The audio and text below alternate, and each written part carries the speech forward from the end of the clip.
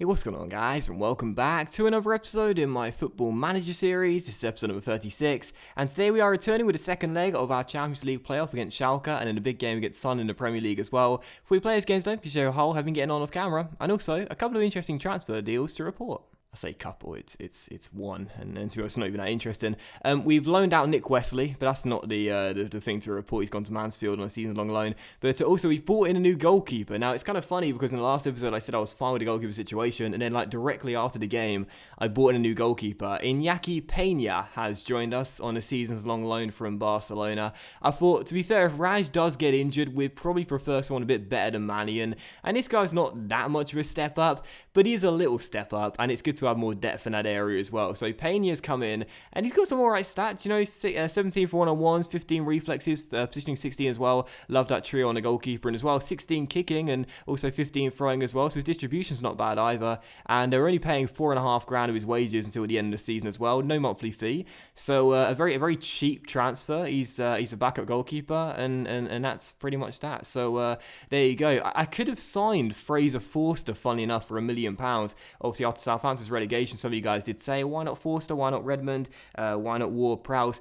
We did agree with a deal with Southampton for £1 million. I offered him a contract, but he wanted something like 65 or 70 grand, understandably so, because he's on 63 grand a week right now at St Mary's until 2023, but I thought, I'm not paying you more than what Raj is getting paid now to sit on the bench, forget it. So I thought I'd bring in the cheaper option, because Cheapskate Docs is back at it again, and there you go. Now, off camera, we've played 2 games since you saw us last, 3 games even, after our 2-2 draw against Chelsea, and we've won them all. We started off with a massive 4-1 victory over Spurs, where Brian Donnelly netted a hat-trick. That was lovely to see, a big win over Pochettino's boys. Then we beat Schalke in the first leg of our Champions League playoff by 2-1. What a victory this was. Farouk Balut scored his first goal for the club, but Schalke had 2 men sent off, yet still managed to score a goal. So they went down to 9 men when we were leading by 2, and then they scored a goal to get back in the tie. I was livid. I mean, don't get me wrong, I'm pleased we won the game. I'm pleased we got a couple of away goals. I'm pleased that knowing tonight Schalke must score at least twice,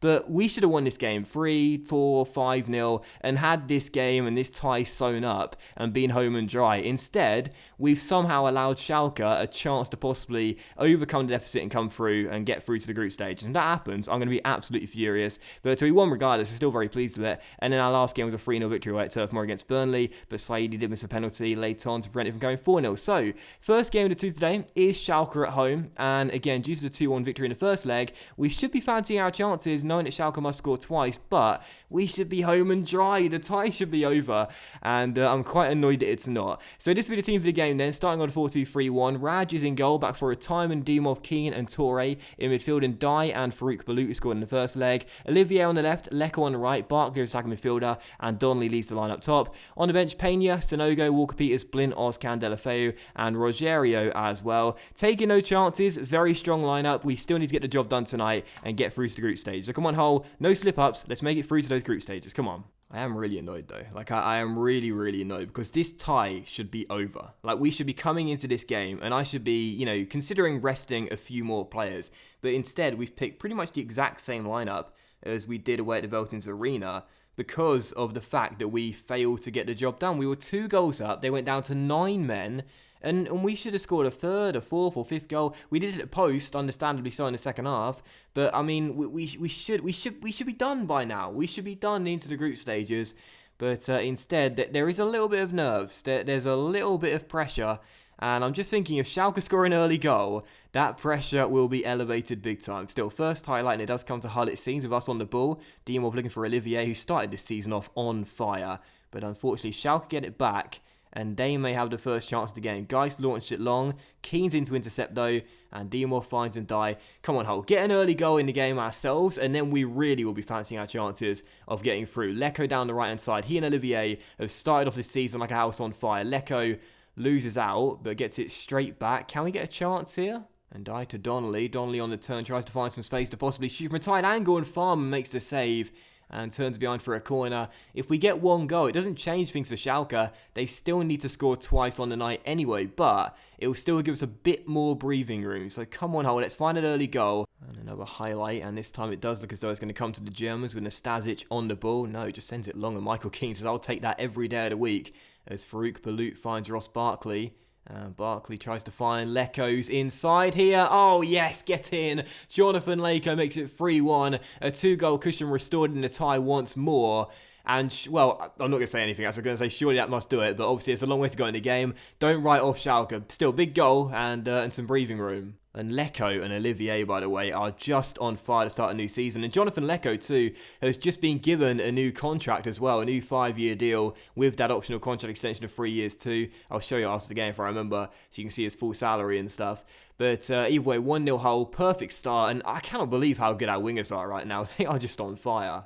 And when you look in the top right, it's been all Hull. We've dominated. Schalke, who need to score twice tonight, have done literally nothing, so that's great to see. I'm still not writing them out coming back into the game, though. If they could score 1-goal-and-a-half deficit, trailing by 2 with 9 men, there's no reason they can't come back again in this game with 11 players on the pitch. So take nothing for granted. This game is still theirs for Schalke to get back into. But hopefully, it'll be us who score the next goal and surely confirm our place in the group stages. Donnelly on the ball to Farouk Balut. Back towards Alfred Ndiaye, the skipper. Back in the team, finding Balut through to Barkley to Donnelly. This should be the moment. Brian Donnelly is through, but Farmer makes the save and keeps the Germans in the tie. Like I said, this tie should be over. This tie should be done, but our poor finishing is what's costing us right now. What's costing us? We're leading 3-1 on aggregate. Still Donnelly on the ball through to Barkley. This should be that. Surely Barkley, Olivier, surely Olivier. Great save by Farman, but Leko turns in the rebound. Those two are just in sync and on fire right now. Olivier can't claim the assist, I'm sure. This ain't fantasy football, but it's 2-0 to Hull, and this is a fantasy. It's 2-0, it's 4-1 on aggregate, and it's surely done now. Schalke need to score 3 times in the next 38 minutes, otherwise they're out, and we're going through. That should do it now. Please don't jinx it. You saw in the last episode we jinxed it. Not a jinx like this. Not a jinx of epic proportions, I'm sure. Come on. Game should be done. Tie should be over now.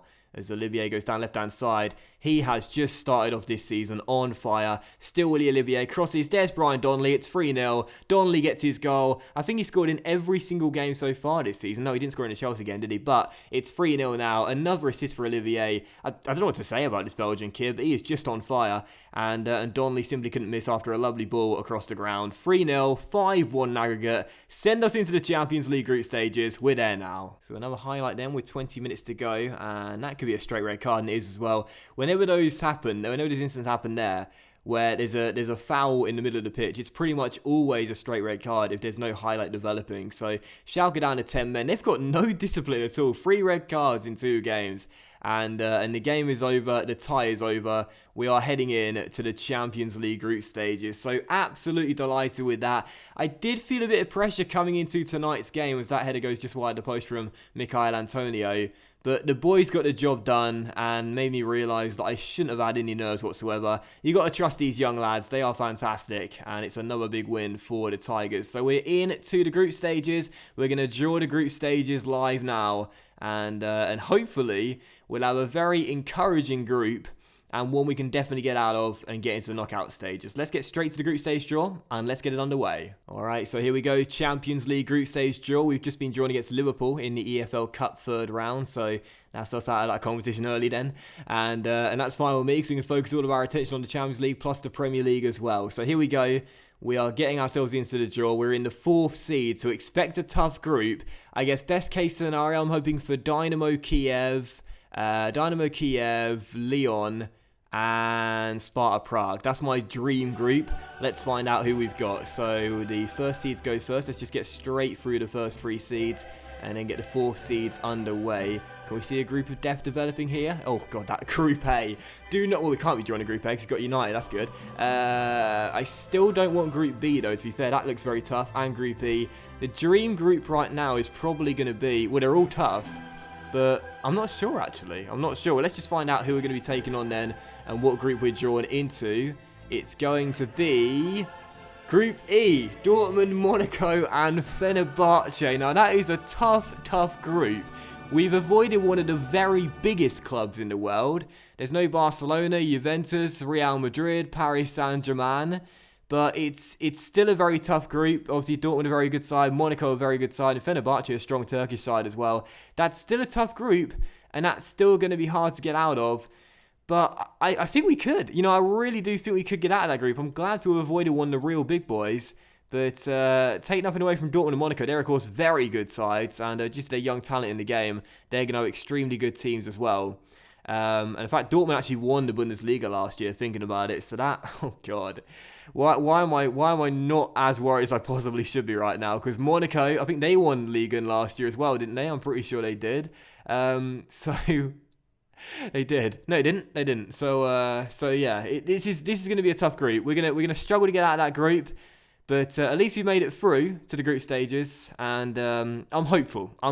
Come on, the Tigers, we can get through that. Alright, so second and final game today as we take on David Moyes' Sunderland. Both sides have made a very encouraging start to the season, us in 4th, Sunderland in 3rd.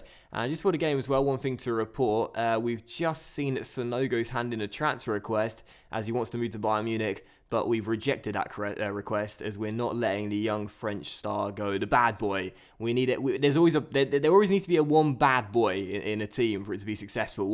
One character that really asserts himself. And Sonogo is that guy. But we're not letting him go, and he's staying here. So, Sunderland, second and final game today, and we are going to have to make some changes to the team. So, in fact, why don't I do this off camera and return once I've done it? Also, it gives you a chance to try and dissect what I just meant there by calling Sonogo the bad boy, and every team needs one. What was I talking about? Alright, so this is the team for the game then. Second and final one today. Sunderland at home. Raj in goal. Back for a Timon, Demo, Sonogo, the bad boy, and Torre. In midfield, Kirkpatrick and Malonas. And further forward, Olivier on the left, Leko on the right, and Said is our advanced playmaker. Donnelly leads the line. And on the bench, Pena, Keane, Blint, Bulut, Barkley, Delafeu, and Rogerio as well. Also, one brief thing. Leko's contract, forgot to show you that. There you go, in full. 5-year deal with the optional contract extension of 3 years as well. And yeah, so second and final game is indeed against Sunderland. Let's get another win and continue this very good start to the season. Come on, Hull City. Also, two other quick things to report as well as we get into the game. First and foremost, Donnelly has not lost the nickname just yet because I'm just worried that I take it off him and then he starts to struggle for form. I did say I'll take it off him because he's helped us get into Europe this season, but I don't want to jinx things by taking it off him. And secondly as well, I haven't assigned Blint to tutor anyone yet. Of course, in the last episode I asked you guys to vote who should Blint tutor, and I haven't done that yet because I've only just uploaded that episode in real time. It's Sunday morning still for me now.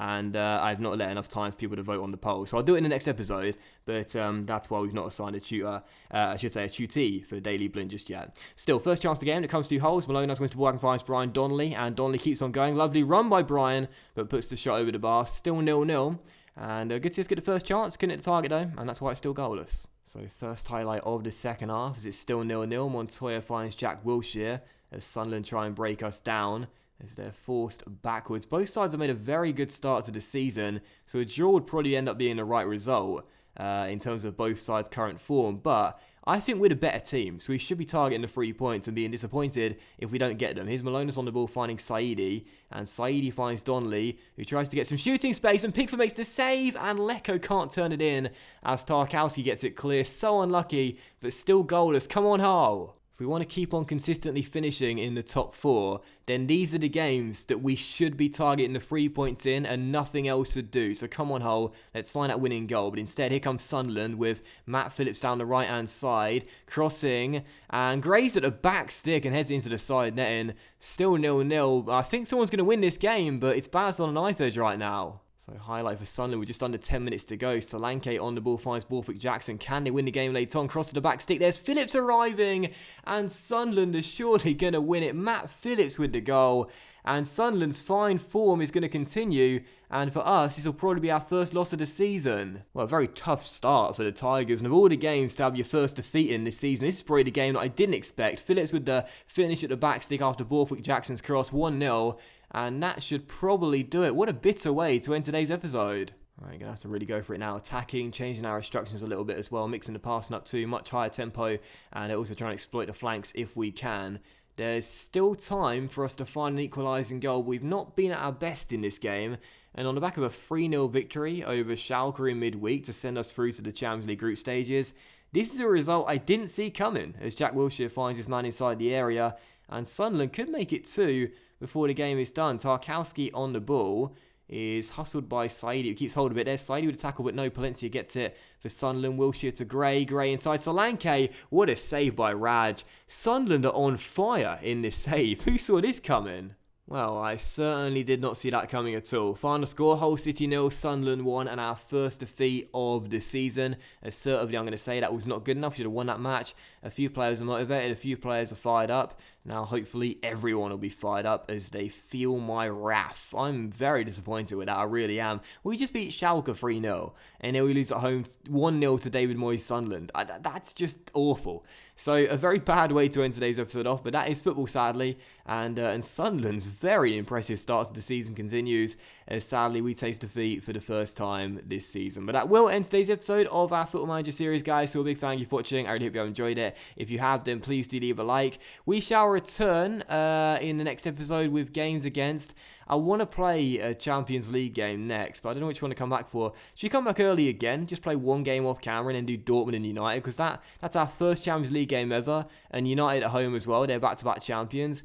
Maybe we should do that. I like coming back after a gap, obviously to give the save time to develop, but I quite fancy playing that Dortmund United double in the next episode, as there will be two very big games in Europe and the league as well. So yeah, let's come back for the Dortmund United double in the next episode, and I'll see you for that very soon. So a big thank you for watching, everyone. Hope you have enjoyed today's episode. If you have, then please do leave a like. Much love to you all, and I'll see you for the next episode in my Football Manager series very soon.